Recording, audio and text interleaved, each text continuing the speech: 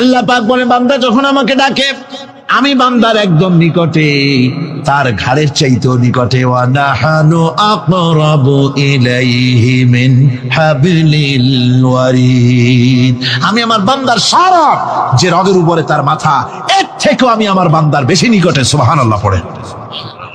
আমি তোমার কাছে, আমার কাছে মাপ চাও, যত বড় গুনাহ হোক। ওয়া ক্বালা রাব্বুকুম উদউনি আস্তাজিব লাকুম। তোমার প্রভু তোমাকে ডেকে বলেছে আমাকে ডাকো, আমি মাফ করে দেব। সুবহানাল্লাহ। হাদিসে কুদসির ভিতরে এসেছে আল্লাহ পাক বলেছেন কোন বান্দা যদি আমার দিকে এক বিগত অগ্রসর হয়, আমার রহমত তার দিকে এক হাত এগিয়ে যায়। কোন বান্দা যদি আমার দিকে হেঁটে আসে, আমার রহমত তার দিকে দৌড়ে যায়। বান্দা যখন আল্লাহর দরবারে দুহাত উঁচু করে চোখের পানি ফেলে দেয়, মুসলিম শরীফের হাদিসের ভিতরে এসেছে গভীর রাত্রে, রাতের তৃতীয় অংশে আল্লাহ রাব্বুল আলামিন প্রথম আকাশে আসেন আর ডেকে বলেন, পৃথিবীতে আছো নাকি কেউ গুনাহ করে জীবন বরবাদ করে দিয়েছো, আমার কাছে মাপ চাও। ঋণগ্রস্ত আছো, অসুস্থ আছো, অপমানিত আছো, কে আছো মাজলুম, আমাকে ডাকো, আমার কাছে বলো, আমি ডাকের সাড়া দেব, জীবনের আশা পূরণ করে দেব।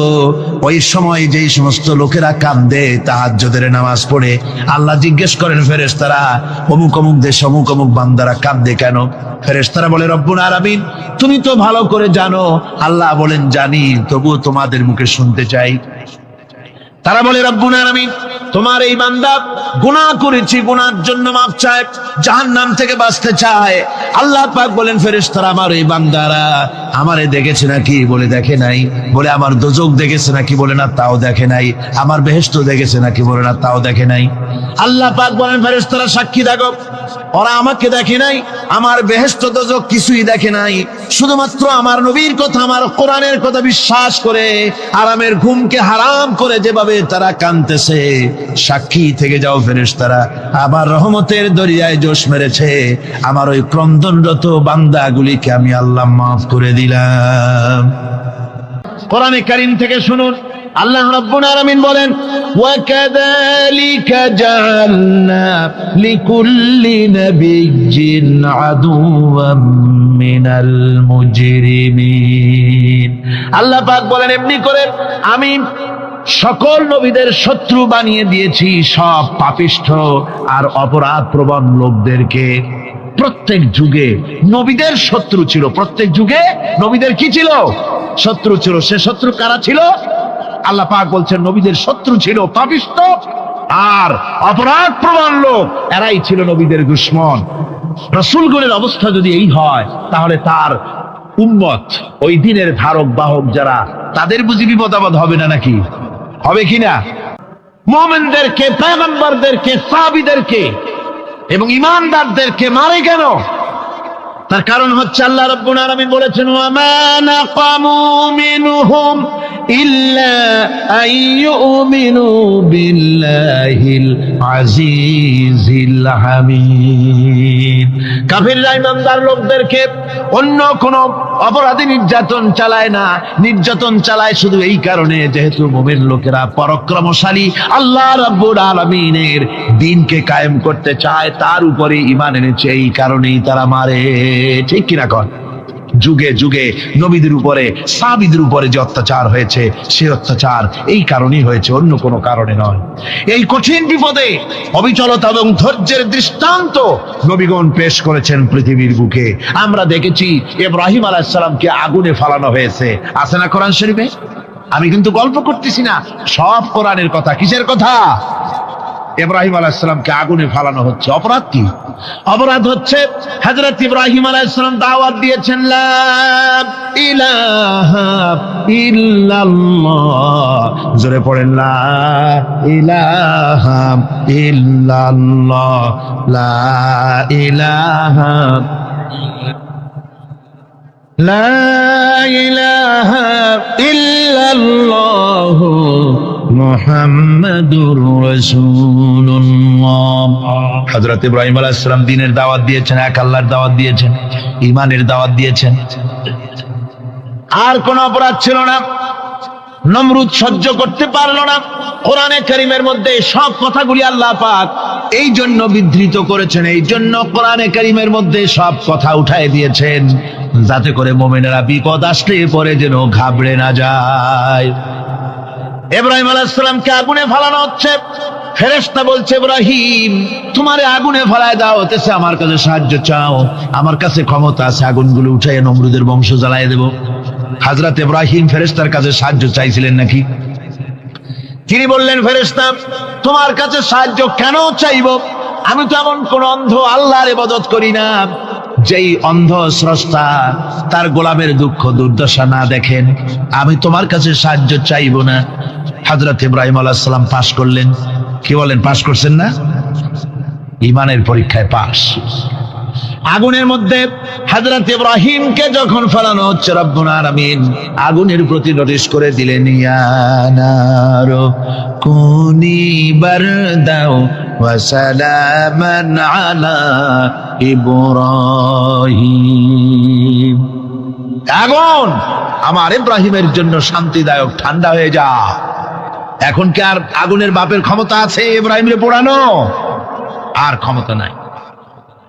আমার বন্ধুগণ, ইব্রাহিম আগুনের ভিতরে আরামে বসা আছেন, আর ওদিকে নমরুদ বসে বসে দেখতেছে দূর থেকে ইব্রাহিম তো জ্বলে না, গায়ের মধ্যে আগুন জ্বলে গেল। ডাক দিয়া কয়, আগুন তোর হলো কি? কেন জ্বালাইতে পারিস না আমার দুশমন রে? হলোটা কি তোর? তোর কি জ্বালানো শক্তি বন্ধ হয়ে গেল নাকি? আগুনের ভিতর থেকে জবাব এলো, নমরুদ রে আমার ভিতরে জ্বালানো শক্তি আছে কি নাই যদি প্রমাণ করতে চাও, টেস্ট করতে চাও, তুই নিজে আয়, তোরে শুদ্ধ তামাম দুনিয়া জ্বালাই দিতে পারি, ইব্রাহিমের এক গাছা পশমও জ্বালাই দিতে পারি না। তার কারণ হচ্ছে আমি হচ্ছি মাখলুক, আল্লাহ হচ্ছেন খালিক। আল্লাহ আমাকে বলেছেন না জ্বালাতে, তুমি 1000 বার বললেও আমি ইব্রাহিমকে জ্বালাইতে পারবো না। কোরআনে কারীমে ঘটনা বলে মুমিনদেরকে সাহস দেওয়া হচ্ছে, মুমিনেরা দ্বীনের কাজ করতে গিয়ে বিপদ আবাজ আসবে, ঈমানের দাবি হলো বিপদ আসবে, আর বিপদ আসলে ঘাবড়ায় যেও না, মুসিবতে পড়ে চিন্তায় পেরেশানে হয়রান হয়ে যেও না। বিশ্বকবি আল্লামা ইকবাল কি সুন্দর করে বলেছেন, আজ ভি হোক জু ইব্রাহিম কা ইমা पैदा आग कर सकती है एक अंदाज गुलिस्तां पैदा। ইব্রাহিমের ঈমান যদি আজিও কোথাও হয় বিদ্যমান, করতে পারেন অগ্নিকুণ্ডে খুবসুরত এক গুলিস্তান। আজও যদি আগুনের ভিতরে কোন নমরুদ কোন ইব্রাহিমকে যদি ফেলে দেয়, আল্লাহ রাব্বুল আলামিন আজও আগুনকে ফুলের বাগান বানায়া দিবেন। সুবহানাল্লাহ। ভয় পাওয়ার কারণ নাই, চিন্তা করার কোনো কারণ নাই।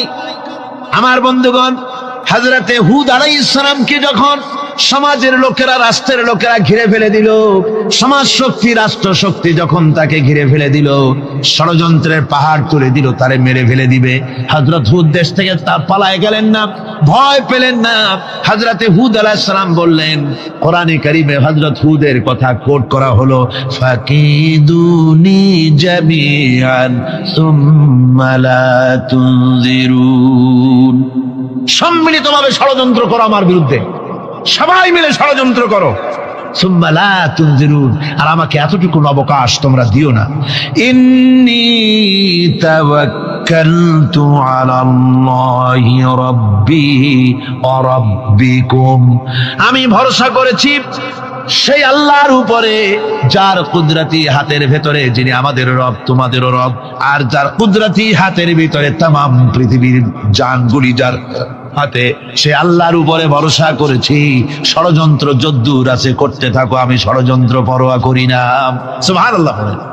যে ব্যক্তি বিদ্রোহ করেছে এবং দুনিয়ার জীবনকে অগ্রাধিকার দিয়েছে, তার জায়গা হচ্ছে জাহান্নাম। জোরে বলেন নাউজুবিল্লাহ।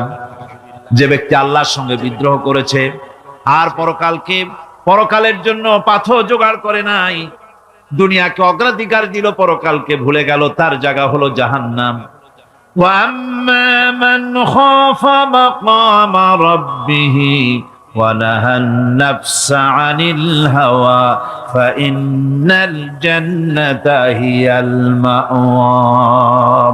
আর যে ব্যক্তি আপন প্রভুর সামনে উপস্থিত হকে ভয় করেছে এবং আপন প্রবৃত্তিকে লালসা মুক্ত করেছে, লালসার হাত থেকে রক্ষা করেছে, আল্লাহ রব্বুল আলামিন কিয়ামতের দিন তার জন্য রেখে দিয়েছেন জান্নাত।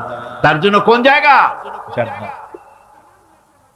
আমাদেরকে পরকাল ভিত্তিক জীবন যাপন যদি করি তাহলে কবরের জবাবগুলি খুব আসান হবে। আর যদি পরকাল ভিত্তিক জীবন যাপন না হয় কবরটা মুসিবত হয়ে যাবে। হযরত ওসমান রাদিয়াল্লাহু তাআলা আনহু কবরের কাছে গিয়ে খুব কাঁদতেন। সাহাবায়ে কেরাম প্রশ্ন করেছেন, হুজুর, রাসূল করিম সাল্লাল্লাহু আলাইহি ওয়াসাল্লাম যখন জান্নাত ও জাহান্নামের ওয়াজ করেন তখনও তো এত বেশি আপনি কাঁদেন না, যত বেশি কাঁদেন কবরের কাছে এসে, কারণ কি? হযরত ওসমান রাদিয়াল্লাহু তাআলা আনহু বলতেন, আমার সাথীরা, আমি আমার হাবিবের কাছে, আল্লাহ রাব্বুল আলামিনের রাসূলের কাছে আমি শুনেছি এই কবরটাই হলো প্রথম স্টেশন, এই কবরটাই হলো প্রথম ইমিগ্রেশন কাউন্টার। এই জায়গায় যদি কেউ ধরা পড়ে যায়, কারো যদি চার্জশিট হয়ে যায়, সব জায়গায় ধরা পড়ে যাবে, হাসরে মিজানে সিরাতে কোনো জায়গায় নাজাত পাবে না। আর এই কবরটা যদি কেউ মুক্তি পেয়ে যায়, মিজান সিরাত হাসর সব জায়গা থেকে আল্লাহ তারে ভালোভাবে পার করে দিবেন। এটা হলো আসল জায়গা, মারাত্মক জায়গা, খুব মারাত্মক জায়গা। কবর হচ্ছে এ ধরনের একটি ইমিগ্রেশন কাউন্টার। কবরের ভিতরে মানুষ যখনই রাখা হবে সঙ্গে সঙ্গে দুজন ফেরেশতা আসবে। কবরের কাছে যারা এসেছিল দাফন হয়ে যাওয়ার পর এই লোকগুলি 40 কদম যেতে যতক্ষণ লাগে এর মধ্যেই দুজন ফেরেশতা এসে যাবে, এসে জিজ্ঞেস করবে, মান রব্বুকা, তুমি কোন দল করতে? ওটা তাদের জানার দরকার নেই। চাকরি কিসে করতেন ওটা জানার দরকার নেই। ব্যবসা করতেন না চাকরি করতেন, প্রয়োজন নেই। প্রথমেই জিজ্ঞাসা করা হবে ন্যাশনালিটি, প্রথমেই জিজ্ঞাসা করা হবে তার ন্যাশনালিটি সম্পর্কে, তার আইডেন্টিটিটা কি, এবং সেটাকে সত্যায়িত করার জন্য, বোঝার জন্য 3টি প্রশ্ন। প্রথম প্রশ্ন, মান রব্বুকা ওয়া মা দীনুকা ওয়া মান নাবিয়্যুকা, তোমার রব কে, তোমার দ্বীন কি, তোমার নবী কে। যদি এই ব্যক্তি বেঈমান হয়, মুনাফিক হয়, সে বলবে হায় হাতা লা আদরি, হায় হাতা লা আদরি, জানি না আমার রবকে, আমি জানি না। তোমার দিন কি, দিন কারে কয় বুঝি না। এরপরে আল্লাহর নবী জনাবে মুহাম্মদ রাসূলুল্লাহ সাল্লাল্লাহু আলাইহি ওয়াসাল্লাম কে দেখানো হবে, বলা হবে মা কুনতা তাকুলু ফি হাদার রাজুল, এই ব্যক্তি সম্পর্কে তোমার ধারণা কি? নিকে বলবে আমি চিনি না। নাউযুবিল্লাহ।